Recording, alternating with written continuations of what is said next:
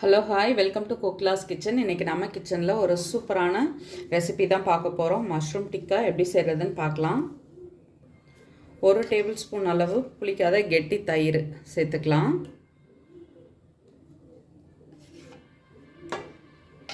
அடுத்து இது கூட வறுத்த கடலை மாவு. அப்படியே சேர்த்தோம்னா ஒரு மாதிரி பச்சை வாசனை அடிக்கும், அதனால தான் கொஞ்சமாக அதை வறுத்துட்டு சேர்க்குறோம், ஒரு 2 ஸ்பூன் அளவு. அடுத்து இதுக்கு தேவையான அளவு உப்பு. அடுத்து இஞ்சி பூண்டு பேஸ்ட். காரத்துக்கு தகுந்த அளவு தனி மிளகாத்தூள். நீங்கள் கலர் வேணும்னா காஷ்மீரி சில்லியும் சேர்த்துக்கலாம். அடுத்து கொஞ்சமாக மஞ்சத்தூள்.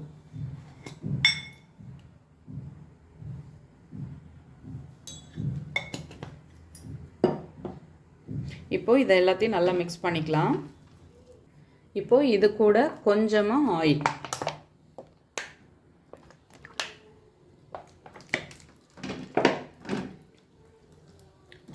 லாஸ்ட்டாக கொஞ்சமாக லெமன்.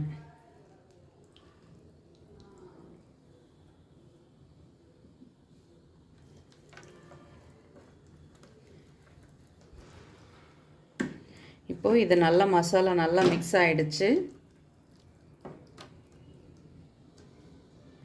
இப்போது மஷ்ரூமை இதை மாதிரி 2 கட் பண்ணி இந்த மசாலாவில் சேர்த்துக்கலாம்.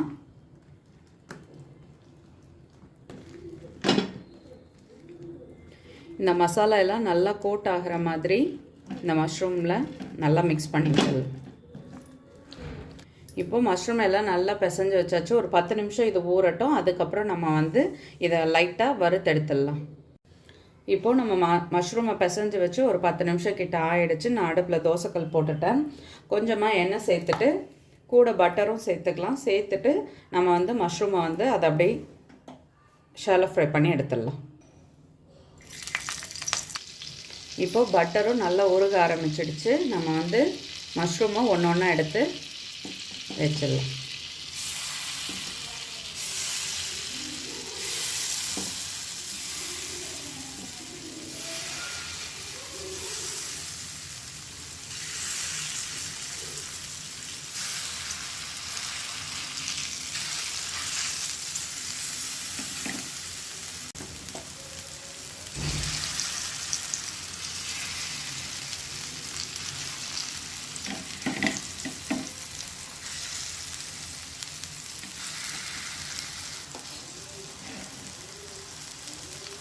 இப்போ இதை பொறுமையாக நம்ம ஒரு 2 நிமிஷம் நல்லா வேக விட்டுட்டு அதுக்கப்புறம் திருப்பி விடலாம்.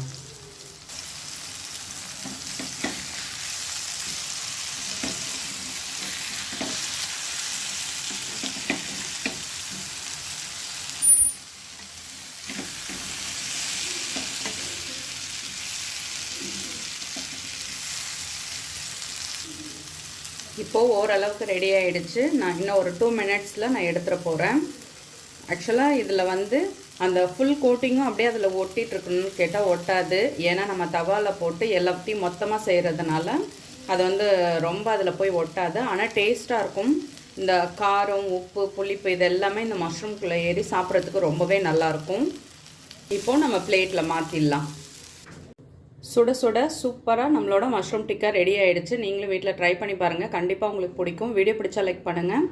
என்னோடய வீடியோ உங்களுக்கு யூஸ்ஃபுல்லாக இருந்தால் சப்ஸ்கிரைப் பண்ணிக்கோங்க. தேங்க்யூ.